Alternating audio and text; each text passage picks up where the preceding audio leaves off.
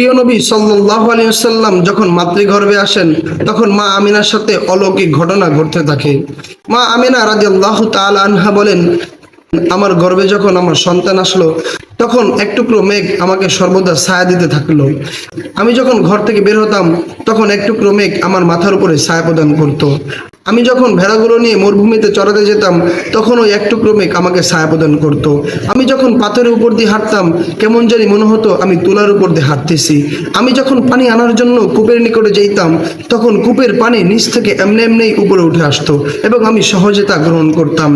আমি যখন রাত্রেবেলা ঘুমাতে যেতাম তখন হুরেরা আমাকে বাতাস করত। সুবহানাল্লাহ। এবং প্রতিদিন রাত্রেবেলা একজন নবী এসে আমাকে সুসংবাদ দিত। তিনি বলতেন, আপনার জন্য সুসংবাদ, কেননা আপনি প্রিয় নবী হযরত মুহাম্মদ মুস্তাফা সাল্লাল্লাহু আলাইহি সাল্লামের ওয়ালিদা, তথা আপনি হচ্ছেন প্রিয় নবী হযরত মুহাম্মদ মুস্তাফা সাল্লাল্লাহু আলাইহি সাল্লামের মাতা। সুবহানাল্লাহ, সুবহানাল্লাহ।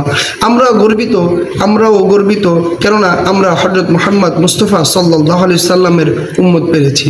আলহামদুলিল্লাহ, আলহামদুলিল্লাহ।